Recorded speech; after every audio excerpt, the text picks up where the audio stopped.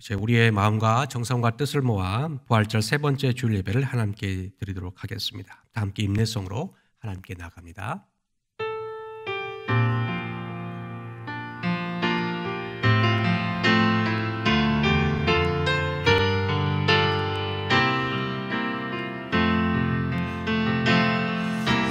나는 하나님을 예배하는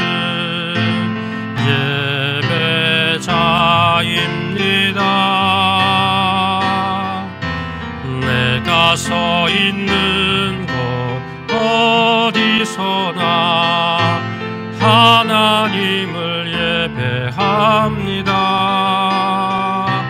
내 영혼 거룩한 은혜를 향하여 내 마음 완전한 하나님 향하여 이곳에서 바로 이 시간 하나님을 예배합니다.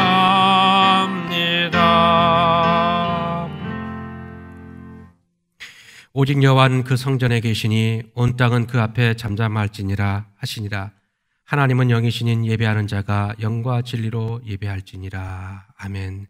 좋으신 아버지 하나님, 부활절 세 번째 주일로 하나님께 영광 돌리게 하심을 감사합니다. 살아계신 주님이 나타나서 우리에게 은혜를 주시고 또 우리에게 평강을 주시고 우리에게 사명과 소망과 사랑을 주심을 감사드리고, 이 시간 하나님께 드리는 이 예배를 통해서 하나님 홀로 영광 받으시고 이 시간 우리에게는 한없는 은혜의 시간 되도록 역사하여 주옵소서. 감사드리며 예수님의 이름으로 기원합나이다. 아멘. 다 함께 사도신경 하심으로 우리의 신앙을 고백합니다. 나는 전능하신 아버지 하나님 천지의 창조주를 믿습니다. 나는 그의 유일하신 아들 우리 주 예수 그리스도를 믿습니다. 그는 성령으로 잉태되어 동정녀 마리아에게서 나시고 본디오 빌라도에게 고난을 받아 십자가에 못 박혀 죽으시고 장사된 지 사흘 만에 죽은 자 가운데서 다시 살아나셨으며 하늘에 오르시어 전능하신 아버지 하나님 우편에 앉아 계시다가 거기로부터 살아있는 자와 죽은 자를 심판하러 오십니다. 나는 성령을 믿으며 거룩한 공교회와 성도의 교제와 죄를 용서받는 것과 몸의 부활과 영생을 믿습니다. 아멘. 이 시간에는 김행영 부관님께서 기도 인도해 주시겠습니다.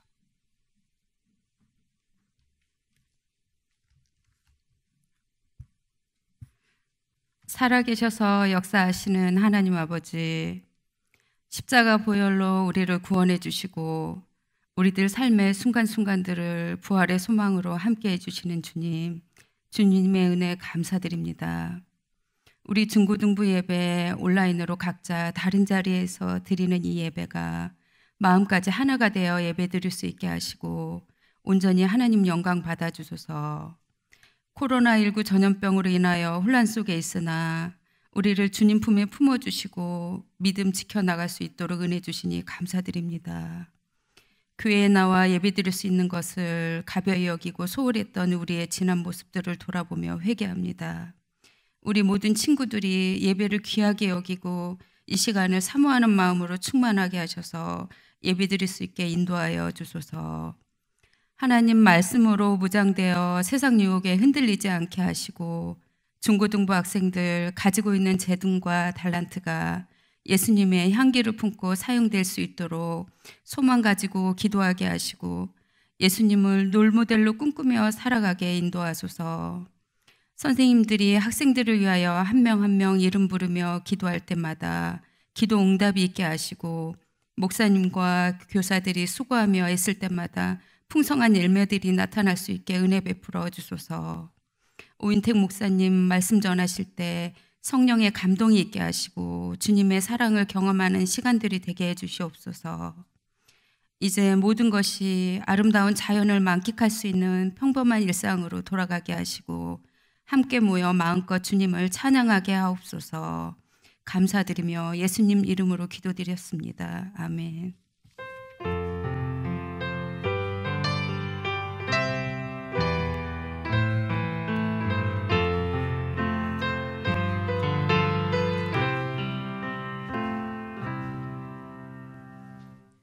이 시간 우리에게 주신 하나님 말씀은 에스겔 43장 1절부터 11절까지입니다. 매일 성경이 정해준 본문 에스겔 43장 1절부터 11절까지의 말씀을 읽도록 하겠습니다. 자, 여러분 한 절씩 교독합니다.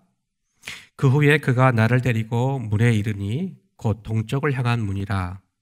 이스라엘 하나님의 영광이 동쪽에서부터 오는데 하나님의 음색이 많은 물소리 같고 땅은 그 영광으로 말미암아 빛나니 그 모양이 내가 본 환상 곧 전에 성읍을 멸하러 올 때에 보던 환상 같고 그발 강가에서 보던 환상과도 같기로 내가 곧 얼굴을 땅에 대고 엎드렸더니 여호와 영광이 동문을 통하여 성전으로 들어가고 영이 나를 데리고 안뜰에 들어가시기로 내가 보니 여호와 영광이 성전에 가득하더라.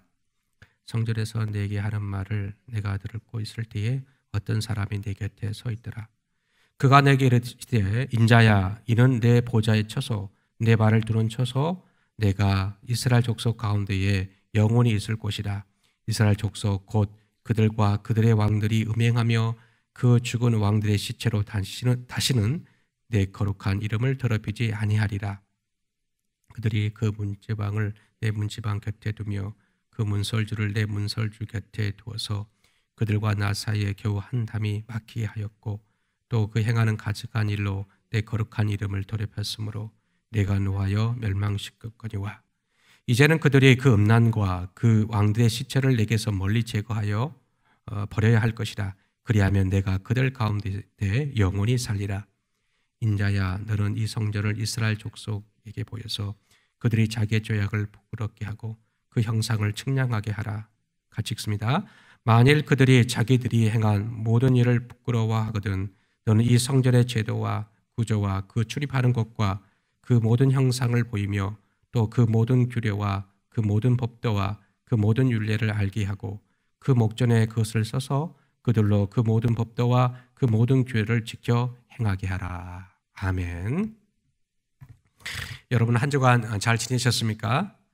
이제 코로나가 점점 종식되어 가고 있는 것 같고 개학도 지금 이제 다가오고 있는데 잘 준비하여서 또 학업에 지장이 없도록 그렇게 해주시면 좋겠습니다. 그리고 아마 5월 첫째 주, 둘째 주 정도부터는 정상적으로 시작되지 않을까라는 생각을 해봅니다. 현장 예배를요. 계속 기도해 주시면 좋겠습니다. 자, 오늘은 우리는 주의 성전이라는 제목으로 하나님의 말씀을 선포하도록 하겠습니다. 오늘은 성전에 관한 말씀을 나눌까 합니다. 오늘은 에스겔이 본 환상, 성전 환상인데요. 여러분 지난주 설교 기억하시나요?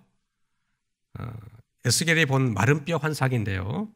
오늘 성전 환상과 연관이 있기 때문에 지난주 말씀을 잠깐 요약하고 본문으로 들어가도록 하겠습니다. 하나님께서 에스겔 선지자를 죽음의 기운이 감도는 골짜기로 데려가셨습니다. 그곳에서 마른 뼈들이 널브러져 있는 모습을 보여주셨습니다. 보여주신 이유는 바벨론이라는 유배지에서 20년 동안 포로 생활하고 있는 자들의 그 실상을 보여주기 위함이었죠. 포로민들의 실상은 마음이 상할 대로 아무런 희망과 소망이 없는 마른 뼈와 같은 그런 상황이었습니다. 그 이유는 이들은 고국에서 잡혀온 포로민들이지만 고국이 회복된다면 언제든지 고국과 성전으로 돌아갈 수 있다라는 그 희망을 가지고 살았는데 예루살렘 성과 예루살렘 성전이 완전히 회파되었다는 소식으로 인해서 신락 같은 희망이 사라져버렸기 때문입니다. 이런 상태가 바로 마른 뼈와 같은 그런 모습이었던 거죠. 하나님께서는 에스겔에게 질문했습니다. 이 뼈들이 살겠느냐? 이 질문에 에스겔은 확신을 가지지 못하고 하나님께서 하십니다 라고 고백합니다. 이 질문을 하신 의도는 하나님께서 마른 뼈를 살리겠다라는 건 의미입니다. 하나님께서는 에스겔에게 마른 뼈들에게 대언하여 뼈들이 일어나게 했고 힘줄과 살과 가죽을 덮이게 했지만 완전히 살아나는 것이 아니기에 생기를 향하여 다시 태어나게 합니다. 그리고 마른 뼈가 완전히 살아났고 큰 군대가 되었죠. 이제 그 이후의 이야기입니다. 하나님이 에스겔을 또 다른 곳으로 데려갑니다. 이제는 성전입니다. 성전이 완전히 회파되고 난 후 14년 후에 일어난 일입니다. 1절을 보시면 이렇게 기록되어 있죠. 한번 1절 한번 보도록 하겠습니다. 그 후에 그가 나를 데리고 문에 이르니 곧 동쪽을 향한 문이라. 그리고 4절을 보면 여호와의 영광이 동문을 통하여 성전으로 들어오고 라고 기록되어 있습니다. 동쪽으로 하나님이 성전으로 들어오신 거예요. 10장과 11장을 보게 되면 하나님이 동쪽 문을 통해서 나가셨습니다. 그리고 나가신 그 문으로 다시 되돌아오시는 거예요. 5절을 보면 영이 나를 들어 데리고 안뜰로 들어가기로 내가 보니 여호와의 영광이 성전에 가득하더라 라고 기록되어 있습니다. 하나님이 성전으로 되돌아오셨어요. 그리고 성전에서 영원히 되돌아오신 성전에 영원히 거하시겠다라는 환상을 에스겔에게 보여준 겁니다. 이 성전은 14년 전, 얼마 전이죠. 14년 전 바벨론의 침공을 받고 완전히 무너져 버린 성전입니다. 이스라엘 백성들은 성전이 무너질 것이라는 생각을 하지 않았죠. 성전이 회파되었다는 소식을 들었을 때 큰 충격을 받은 이유입니다. 여러분, 고대 당시에 성전에 대한 사상을 좀 이해할 필요가 있습니다. 이 성전하면 우리는 이제 성전이라고 표현하지만 이 신전이죠.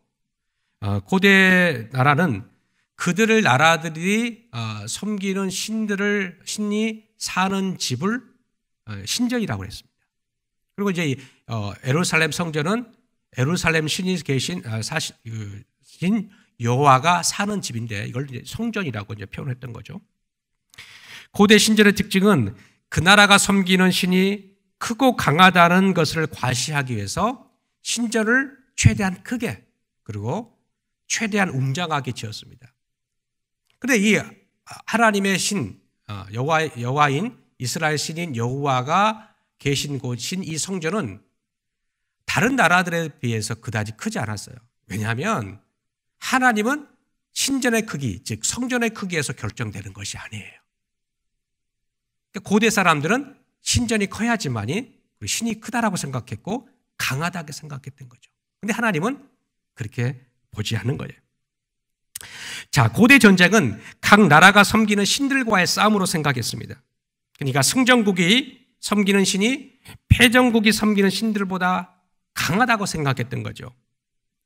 그러니까 이스라엘 멸망과 성전 파괴는 이스라엘이 섬기는 신인 여호와가 바벨론이 섬기는 신인 이 마르둑, 전쟁의 신인데요. 이 마르둑 신에게 힘이 약해 패했다고 생각한 겁니다. 마르둑 신 좀 보여주시겠어요? 네, 마르둑이 이렇게 생겼어요. 네, 마르둑인데 이 바벨론이 섬기는 신, 그 당시 바벨론은 세계의 패권을 차지한 제국이었습니다. 바벨론은 하나의 마르둑 신만 있는 게 아니라 그때 신과는 다 신관이었어요. 많은 신들, 농업의 신, 물의 신, 불의 신 이런 신들을 가지고 있는데 이 마르둑은 전체의 신들을 섬기는 바벨론이 섬기는 신들을 관장하는 최고의 신입니다. 그리고 전쟁의 신이죠. 고대 당시에는 이 전쟁을 통해서 전쟁을 통해서 약탈하에서 수탈하에서 부를 축적하고 힘과 권력을 축적했기 때문에 전쟁의 신이 가장 크다라고 생각했습니다. 이 마르둑 신이 세상을 지배하는 신이라고 생각했던 것이죠. 자, 이스라엘 백성의 입장에서는 당연히 여호와 하나님이 세상을 다스리는 신이라 생각했기 때문에 결코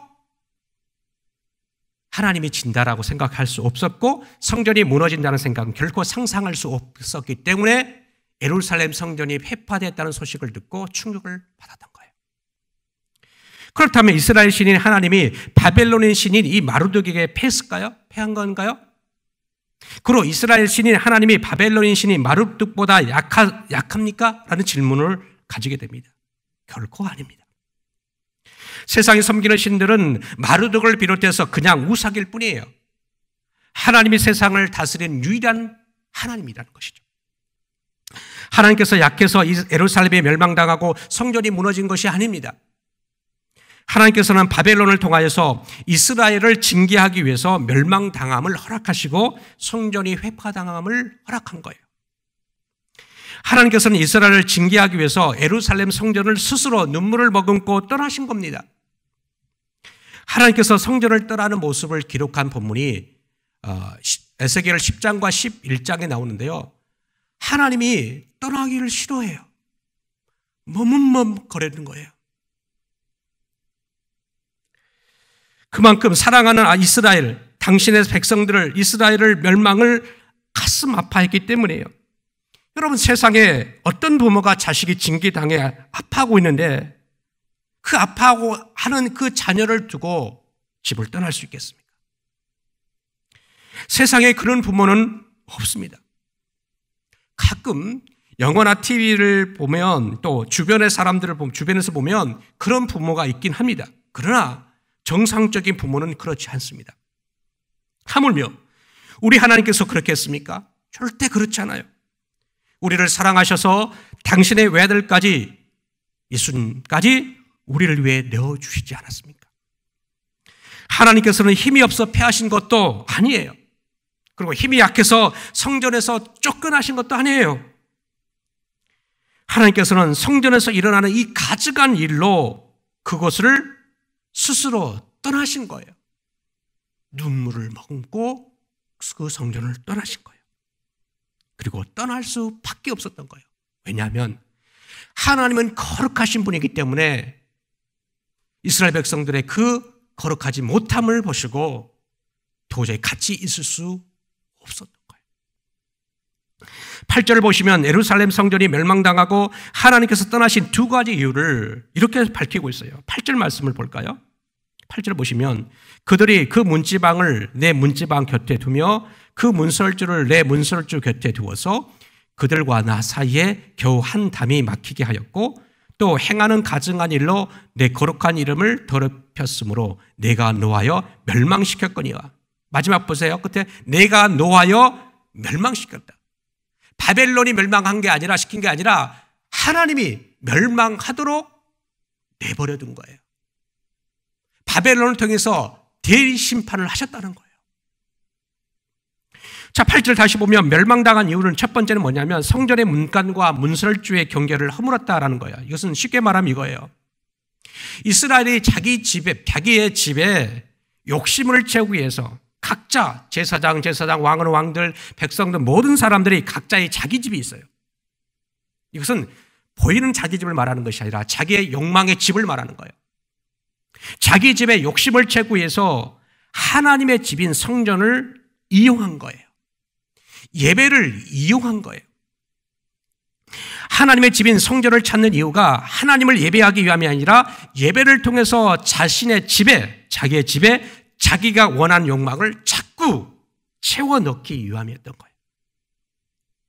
성공이라는 욕망, 재물이라는 욕망, 인기라는 욕망, 그리고 건강이라는 욕망, 권력이라는 욕망, 그런 욕망을, 이런 욕망들을 채우기 위해서 하나님의 집 성전을 찾은 거예요. 하나님을 예배하기 위함이 아니라 자기를 예배하기 위함이에요. 이것이 바로 우상 숭배예요. 하나님께서 성전을 멸망시킨 첫 번째 이유는 가장 그 우상 숭배인 자기 우상 숭배. 하나님께서 가장 싫어하는 거죠. 여러분, 우상 숭배하게 되면 우리는 석상이나 목상, 아까 조금 전에 보였던 이 마르둑과 같은 이 상을 생각하는데 이것은 수준 낮은 우상 숭배예요. 이게 아니고 이 고차원적인 우상 숭배는 자기가 우상이 되는 거예요. 자기가. 여러분, 이 고대 사람들이 우상을 섬기는 이유는 뭐냐면 자기를 위해서 섬기는 거예요. 우상을 만들어 놓고 거기에서 자기가 원하는 것을 비는 거예요. 결국은 그 우상을 섬기는 것이 아니라 뭡니까? 우상을 섬기고 있지만 사실은 자기를 섬기는 거예요. 왜? 우상을 섬기는 이유는 자기가 잘 되기 위해서 섬기는 것이기 때문에. 결국은 우상 숭배라는 것은 목상을 섬기든 석상을 섬기든 그것은 자기를 섬기는 우상 숭배와 같아요. 자기를 최고라 생각하는 것, 이것이 바로 우상 숭배예요. 자기를 최고라 생각하는 것, 그렇게 생각하고 또 그렇게 행동하고 그렇게 되기 위해서 하나님마저 이용하는 것, 이것이 바로 우상숭배이고 자기 우상숭배이며 하나님이 가장 싫어하는 우상숭배라는 거예요. 그렇다면 여러분은 무엇을 위해서 예배당에 오십니까? 만약 내 욕망을 채우기 위한 수단이라면 그 예배는 잘못된 예배라는 거예요. 예배를 드리는 이유가 세상적으로 성공하기 위해서라면 그 예배는 잘못된 거예요. 예배는 오직 하나님께만, 오직 살아계신 하나님께만 영광 돌리기 위해서 오는 거예요. 두 번째는 가증한 일로 하나님의 거룩한 이름을 더럽힌 거예요. 8절 다시 한번 보세요. 8절 중간에 보면 또 행하는 가증한 일로 내 거룩한 이름을 더럽혔으므로 라고 두 번째 멸망 이유를, 그리고 하나님이 떠나실 수밖에 없는 그 이유를 그렇게 설명하고 있어요. 행하는 가증한 일로 거룩한 이름을 더럽혔다. 이것은 7절에 보게 되면 이제 그 말이 나옵니다. 7절을 보시면 음행과 시체로 거룩함을 훼손한 일을 의미해요. 자, 이것은 무엇을 말하냐면 고대 당시에 보면 이 왕궁과 이 신을 섬기는 이 신전과 이 왕이 거주하는 왕궁은 같이 있었어요. 그러니까 이 왕궁 옆에 신전이 있었는데 이 신전은 왕궁의 부속 건물입니다. 근데 왕은 왕들을 사는 곳이죠. 근데 왕은 하나님께서 대리 통치하기 위해서 왕들을 세웠는데 이 왕들이 그 신전과 왕궁에서 음행을 저지른 거예요. 고대 이 하나님의 거룩함과 부정함은 어떤 얘기냐면 하나님 거룩한 성전에 계시는 분은 이 성전인데 그 주변에 가까움에 이 부정함이 있으면 이 거룩함이 훼손되는 거예요. 그런데 이 성전에 있던 이 왕들이 음행을 저지르는 거예요. 그러니까 결국은 이 왕들의 그 행음으로 인해서 하나님이 거룩하신 분이 같이 존재할 수 없는 거예요. 그리고 시체로 말미암아 더럽혀졌다는 무슨 말이냐면 이 왕들이 죽지 않습니까? 죽으면 그 왕궁 옆에 다윗성에 무덤이 있는데 왕들이 안치된 시체들이 안치된 그 무덤이 있는 거예요. 시체는 죽음을 의미하는데 이 죽음은 부정하다라고 여겨졌어요. 그러니까 이 시체는 가까이 두면 안 되는 거예요. 그래서 시체를 만져서도 안 돼요. 부정하기 때문에. 그래서 이 왕궁 옆에 신전 옆에 왕궁의 그 시체들을 말미암아 부정하게 된 거예요. 그래서 하나님은 그곳에 함께 있을 수 없게 된 겁니다. 그래서 하나님은 어떻게 해요? 눈물을 머금고 그곳을 떠날 수밖에 없었습니다. 그런데 어떻게 해요? 하나님이 떠나셨던 하나님이 다시 예루살렘 성전을 향해서 되돌아온다라고 말해주고 있어요. 하나님만 오시는 것이 아니라 지난주 봤던 이 마른 뼈가 큰 군대가 되어서 함께 예루살렘으로 귀환합니다. 7절 한번 볼까요? 7절 말씀을 다시 한번 봅니다. 7절 읽습니다. 그가 내게 이르되 인자야 이는 내 보좌의 처소 내 발을 두른 처소 내가 이스라엘 족속 가운데에 영원히 있을 것이라. 여기까지만 보겠습니다. 이제 하나님은 돌아오시는 거예요. 그런데 하나님께서 영원히 이제 돌아오셔서 살겠다는 약속을 해주시는데 단 전제 조건이 있어요. 그게 뭐냐면 조금 전 이스라엘의 멸망의 원인이었던 우상 숭배를 버리고 그리고 음란과 왕들의 시체를 멀리 제거해야 한다라고 말해주고 있어요. 자, 9절 상반절을 보면 이렇게 기록되고 있죠. 이제는 그들이 그 음란과 그 왕들의 시체를 내게서 멀리 제거하여 버려야 할 것이니라 라고 말합니다.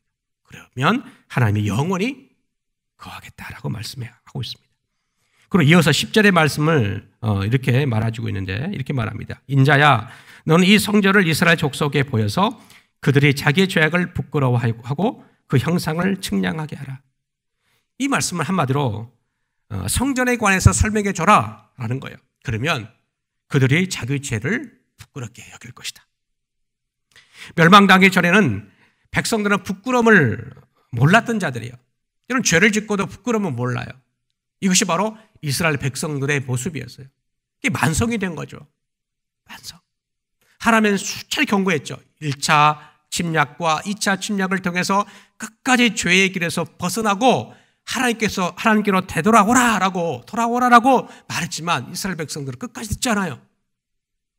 그러니까 3차 멸망까지 가게 된 거예요. 이제 부끄러움을 몰랐던 자들이 이제 성전을 알게 되면, 하나님이 계시는 이 성전을 알게 되면 이제 부끄러움을 알게 된다라는 거예요. 그렇다면 여러분, 오늘 이 본문, 이 성전이 무엇이며 이것을 통해서 우리에게 주시는 의미가 무엇일까요? 자, 우리는 이 성전, 에스겔이 이제 성전을 이제 돌아와서 환상을 보고 스룹바벨이 주도해서 성전을 만듭니다. 스룹바벨 성전이라 그래요. 처음에 솔로몬 성전이 지어지고 난 뒤에 무너졌죠. 1차 성전이. 2차 성전은 이 스룹바벨 성전이라 그래요. 또 2차 성전도 이제 그 다음에는 이 헤롯이 또 짓게 되죠. 그래서 헤롯 성전까지 되는데 이 헤롯 성전 다 무너집니다. 자, 그렇다면 이 성전이 의미하는 것이 무엇인지를 좀 볼 필요가 있습니다. 이 성전은 먼저는 예수님이 성전이죠. 자, 요한복음 1장 14절을 보면 이런 표현이 있죠. 요한복음 1장 14절에 말씀이 육신이 되어 우리 가운데에 거하심에 라고 표현돼서, 이 말씀은 예수님이죠. 예수님이 육신이 되어서 우리 가운데 거했다. 우리 가운데 거했다는 말은 텐트를 치다라는 말이에요. 우리가 봤던 이 성전 전의 원형은 성막이에요. 성막 아시죠? 이 성막이 텐트를 치는 거죠. 텐트를 치는 것. 이 우리 가운데 거한다는 말이 텐트를 친다라는 것을 의미해요. 즉 예수님은 당신 스스로가, 당신 몸이 성전인 거예요. 그러니까 구약의 성막이라든지 이 성전은 예수님의 모형이었던 거예요. 실체는 예수님이에요. 그러니까 성전은 예수님이라는 거예요. 그리고 예수님을 구주로 고백하는 그리스도인들의 모임이 바로 성전이에요. 무슨 말입니까? 저와 여러분이 성전이라는 거예요. 눈에 보이는 건물이 아니라 예수님이 성전이고 예수님을 중심으로 모인 저와 여러분이 성전이라는 거예요. 그래서 고린도전서 3장 16절에 이렇게 표현되어 있죠. 읽습니다. 너희는 너희가 하나님의 성전인 것과 하나님의 성령이 너희 안에 계시는 것을 알지 못하느냐. 우리를 성전 삼으신 거예요.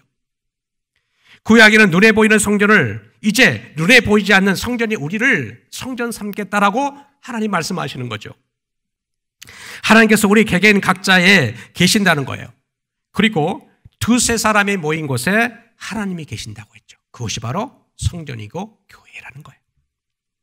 이어서 고린도전서 3장 17절을 보면 누구든지 하나님의 성전을 더럽히면 하나님이 그 사람을 멸하시리라.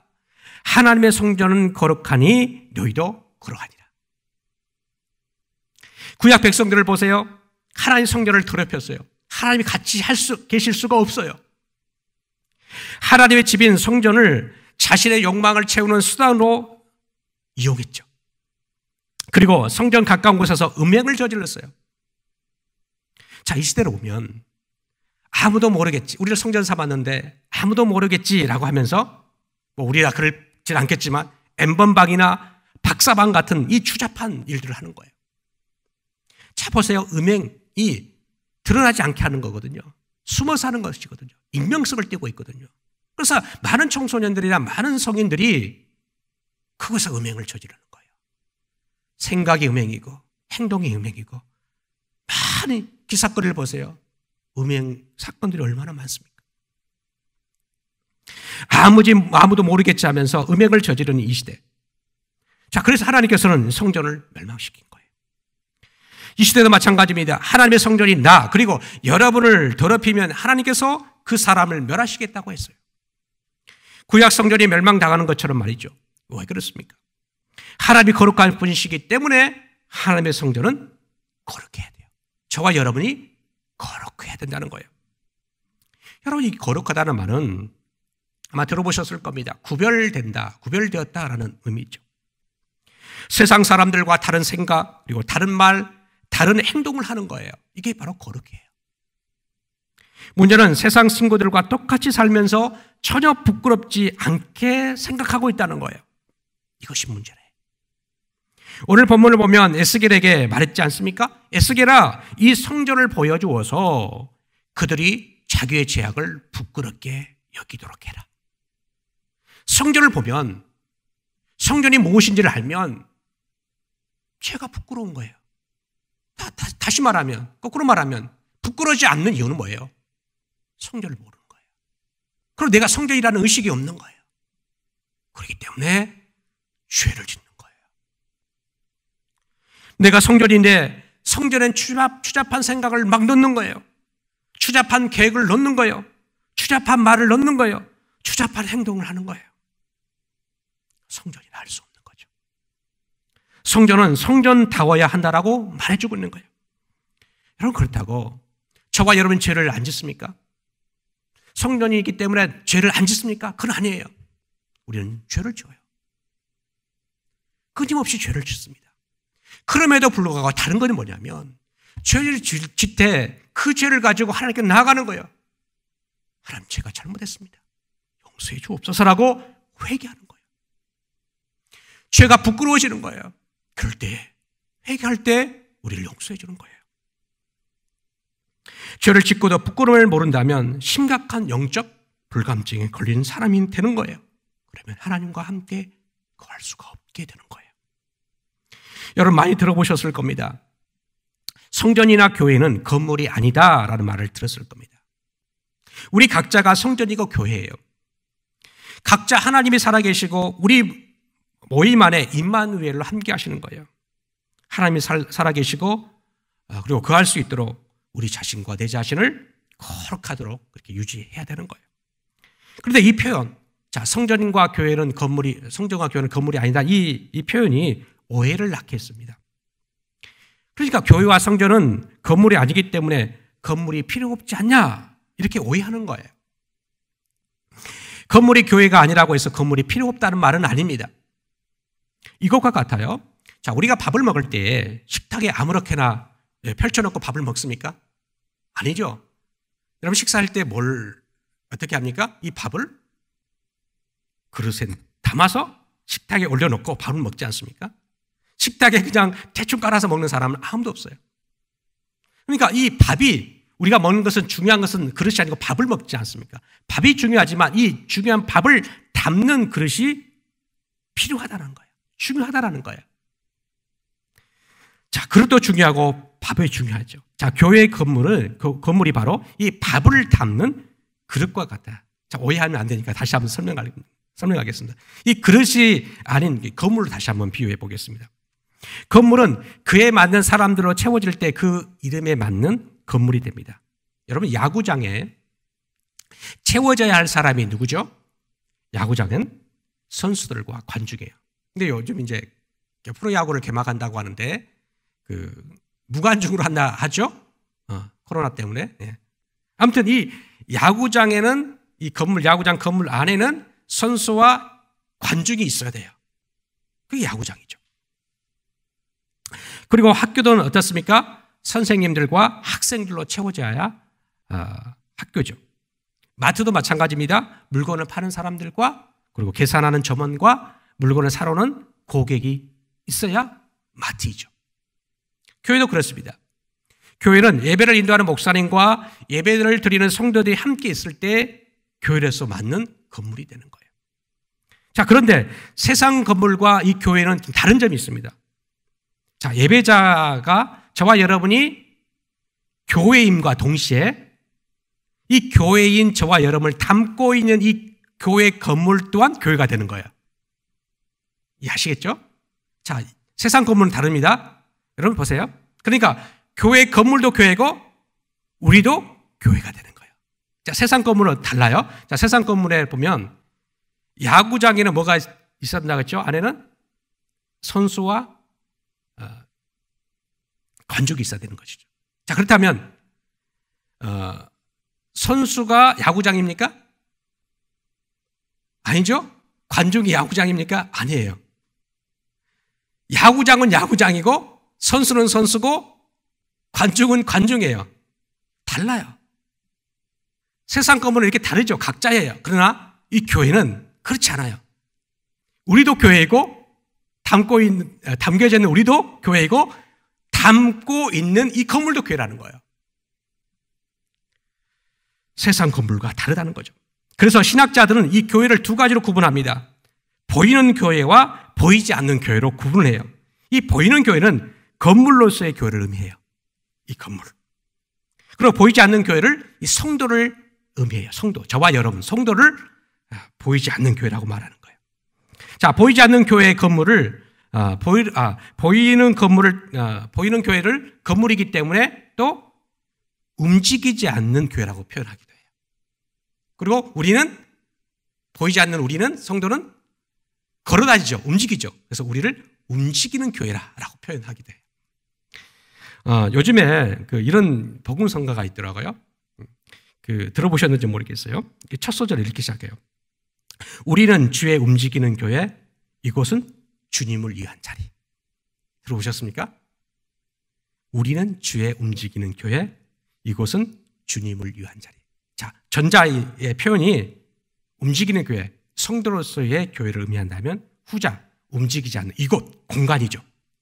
공간은 건물 또는 공간으로서의 이 교회를 의미하는 거예요. 그러니까 성도도 건물도 중요하다는 거죠. 그런데 더 중요한 건 무엇입니까? 더 중요한 것은 본질적인 교회는 저와 여러분 움직이는 교회예요. 움직이는 성전이에요. 자, 이 성전은 누가 함께 합니까? 이제 예수님과 함께 해요. 예수님과 함께 하는 저와 여러분, 오늘 구약 성경에 영원히 이스라엘 백성들과 영원히 거하겠다고 하는 그 성전, 그 성전이 이제 예수님과 함께 영원히 우리를 교회 삼으시고 성전 삼으시고 우리가 영원히 함께 하시겠다라고 한 약속이 성취가 된 거예요. 여러분, 저와 여러분은 이제 움직이는 교회입니다. 하나님께서 저와 여러분에게 약속하신 그 성전으로서 살아가신 저와 여러분 되시길 축복합니다. 예배를 하는 것이 나의 영광을 위해서가 아니라 하나님의 영광을 위해서 살아가는 거예요.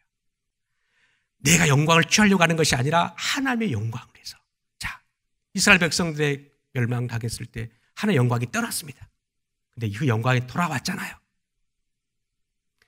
교회는, 성전은 하나님의 영광이 영원히 머무는 곳이에요. 그렇기 때문에 우리의 삶이 여호와의 영광으로 영원히 거할 수 있도록 우리의 생각과 우리의 말과 우리의 행동을 거룩하게 만들어가는, 그렇게 살아가는 저와 여러분 되시기를 주의 이름으로 축복합니다. 기도하겠습니다. 좋으신 아버지 하나님, 멸망당해버린 이스라엘 백성들, 멸망당할 수밖에 없었던 그 이스라엘 백성들, 그 이유와 떠나실 수밖에 없었던 그 하나님의 그 이유를 다시 한번 우리에게 말씀해 주심을 감사하고, 이 말씀을 새기면서 정말 우리가 어떻게 살아가고 어떻게 주님께 올바르게 서야 할 것인지를 다시 한번 말씀을 통해 상기해 주심을 감사드리고, 오직 하나님의 영광을 위해 살아가는 우리 중고등부 친구들이 다 될 수 있도록 인도하여 주옵소서. 우리가 움직일 때마다, 우리가 가는 곳마다 거룩함이 묻어나게 하시고, 우리가 가는 곳곳마다 죽어가는 사람들이 살아나는 귀한 은혜가 역사가 다도록 우리를 사용하시고 축복하여 주옵소서. 감사드리며 예수님의 이름으로 기도합니다. 아멘. 자, 이 시간에는 설교의 말씀을 잘 들었는지를 알기 위해서 퀴즈를 하도록 하겠습니다. 퀴즈를 내도록 하겠습니다. 하나님께서 예루살렘 성전을 떠나시고 다시 되돌아오셨습니다. 떠나시고 되돌아오실 때에 출입하신 문은 어디일까요? 자, 1번 동문, 2번 서문, 3번 남문, 4번 북문입니다. 아시겠죠? 네. 예배 인증샷과 정답을 보내주신 분들, 선생님께 6시까지 보내주세요. 시간을 연장했습니다. 6시까지 보내주신 분들에게는 담 선물이 나갑니다. 좀 약속합니까? 다음에 더 큰 걸로 준비할 테니까 잘 맞춰보시고 예배 인증샷과 함께 답을 보내주시면 감사하겠습니다. 이제 다 함께 봉헌송 하시면서 준비하신 예물을 하나님께 드리겠습니다.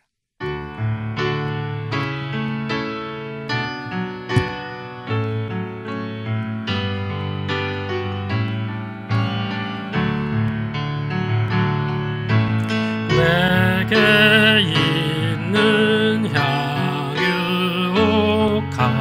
주께 가져와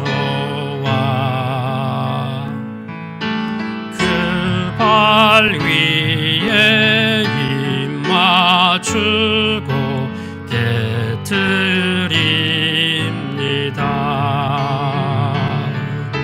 나를 위해 험한 산길 오르신 그 발,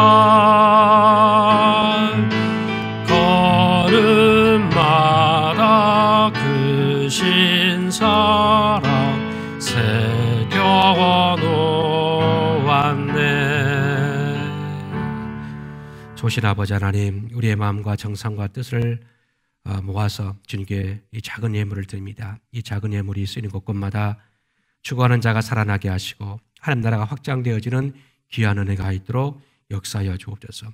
우리를 교회로 성전 삼으신 주님께 늘 찬양하며 주님과 함께 동행하는 귀한 한 주간 되도록 우리의 삶을 축복하시고 역사하여 주옵소서.